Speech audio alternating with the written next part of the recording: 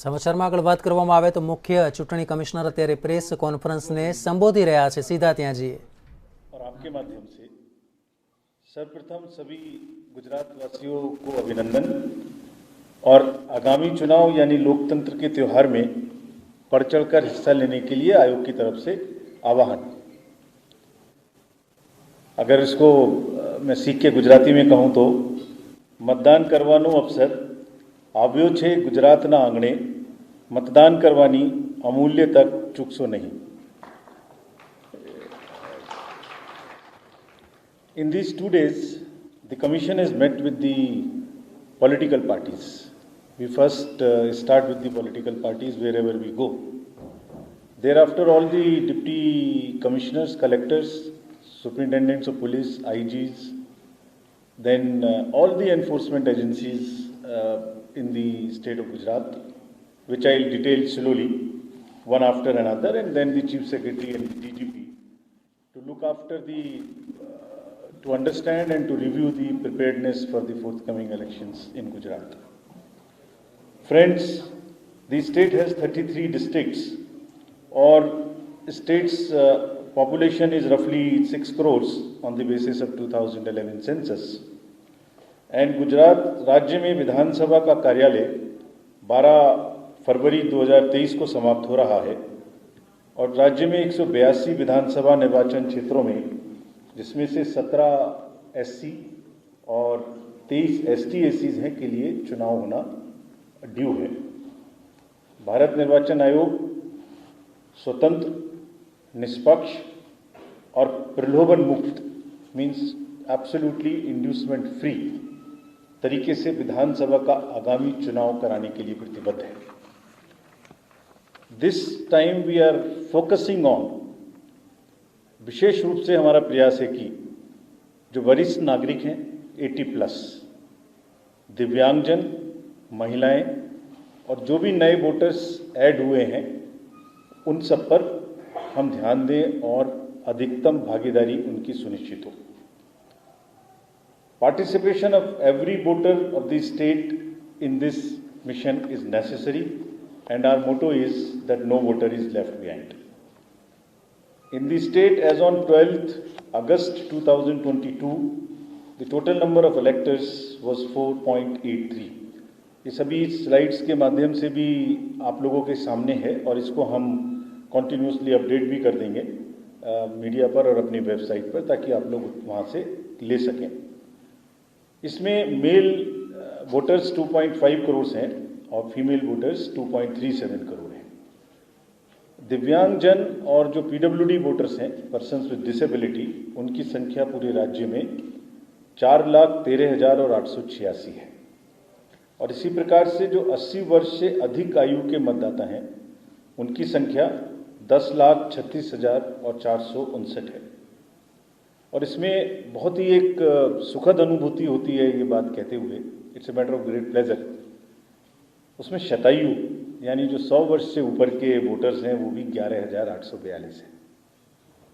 This is a very pleasant experience in feeling to say that in a state, and it also shows how the state nurtures their senior citizens, और वो माहौल, वो संस्कृति और वो एक उनकी आबो हवा देखभाल एनवायरनमेंट, जिसकी वजह से आज राज्य में 11,842 शतायु वोटर्स हैं। और सबके घर में हमने आदेश दिया है कि हमारे कलेक्टर साहब लोग किसी न किसी को भेज के उनको एक आभार प्रकट करेंगे और उनको सम्मानित करेंगे। वो हमेशा वोट देते रहे हैं हमारे साथ। इसी प्रकार से एक और प्रयास कर रहे हैं हम लोग, जो समाज का एक और उपेक्षित उस तरीके से वर्ग है जिसको जो ड्यू है वो नहीं मिल पाता, थर्ड जेंडर, उसके 1291 वोटर्स हमने इस बार टारगेट करके बनाए हैं। तो ये भी एक ऐसा वर्ग है जिस पर हम फोकस कर रहे हैं। Elector gender ratio in the state is 934, which means there are 934 women for every 1,000 men. Friends, special summary revision is currently on. I would like to highlight that in view of the recent electoral reforms, Commission ने कानून में बदलाव कराया जिससे अब एक साल में 4 डेट्स पर आपको वोटर बनने का अधिकार मिलता है। ये जो यंग वोटर्स हैं उनके लिए अति महत्वपूर्ण है। जैसे मैं उदाहरण के स्वरूप बताऊं तो इस साल में जो भी कट ऑफ डेट 1 जनवरी 2022 होती, अगर पुराना कानून होता, तो जो भी व्यक्ति 2 जनवरी 2022 को 18 साल के हुए वो इस साल वोट नहीं दे पाते और उन्हें 2023 का इंतजार करना पड़ता। अब continuously every quarter, 1st of every quarter, whosoever is attaining the age of 18 can become a voter। कानून में इस बदलाव जो हुआ उसके बाद चुनाव आयोग ने आगे पहल करके ये भी कहा है कि जो 2023 में 17 से 18 साल के होने वाले हैं और अभी नहीं हैं, वो भी हमारे यहाँ चुनाव आयोग में और हमारे ऑफिस में डीओ साहब के यहाँ, कलेक्टर साहब के यहाँ, एआरओ साहब के यहाँ अपना रजिस्ट्रेशन करा सकते हैं। हम उनके एप्लीकेशन को एडवांस में लेके अपने पास रखेंगे। As and when in whichever quarter they become 18 in 2023 we will dispatch it. So it's an extra facility we are giving to even our the younger voters who are between a bracket of 17 to 18। इतनी मेहनत करके बदलाव के साथ जब हमने ये कानून बदला है और हम ये सुविधा दे रहे हैं, तो मैं आपके माध्यम से अपने यंग वोटर्स को ये कहना भी चाहता हूँ कि जो वोटर्स बने हैं वो जरूर आके वोट भी दें। ऐसी कुछ एविडेंस सामने आती है कि यंग वोटर्स थोड़ा अभी अपैथी है और वोट देने में थोड़ा पीछे रह जाते हैं।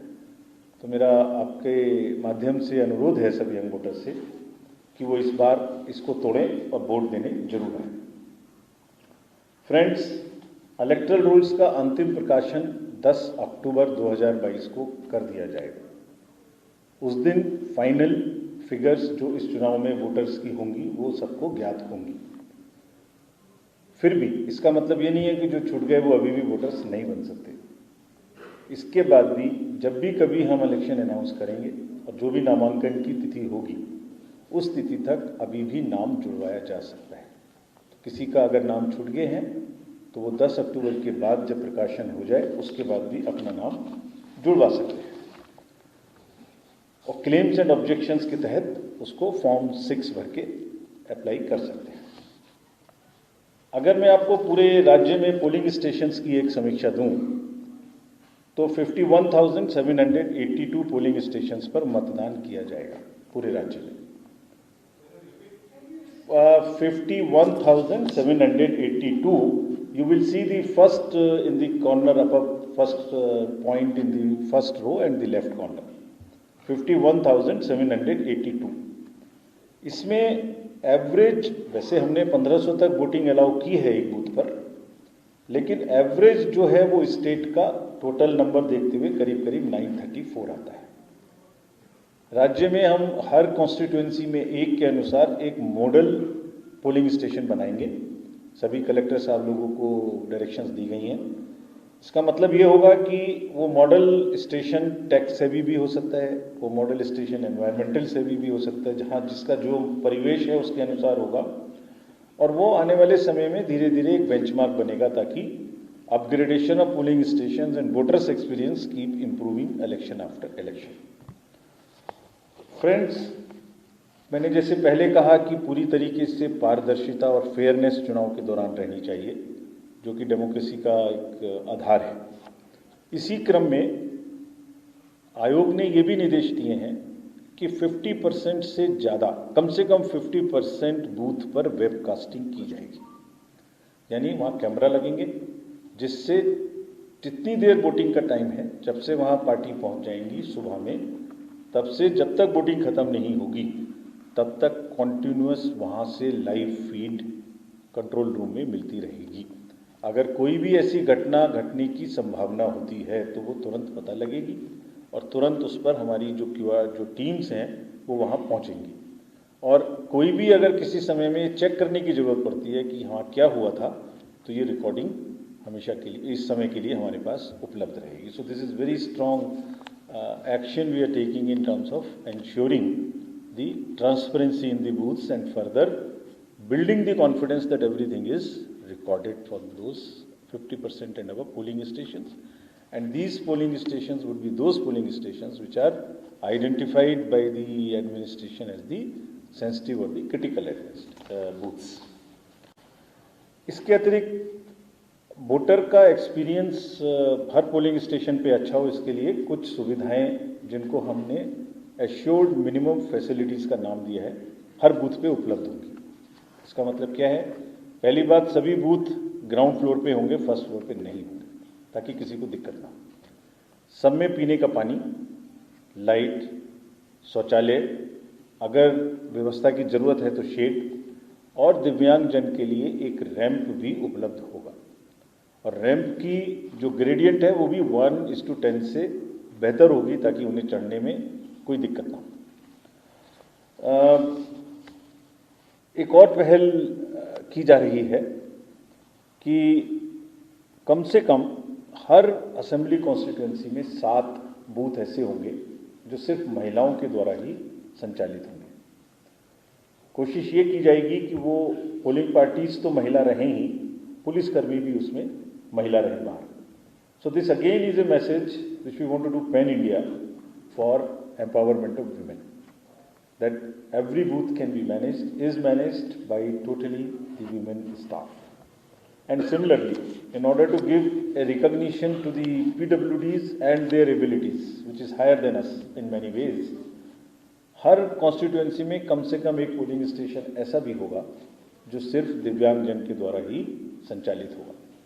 और जब आप वहाँ पहुँचेंगे उस बूथ पे, तो दिव्यांग जन ही आपकी स्वागत करेंगे वोट डालने के लिए। This again is a message which Commission wants to give about the sensitivity and about the respect towards the PWDs.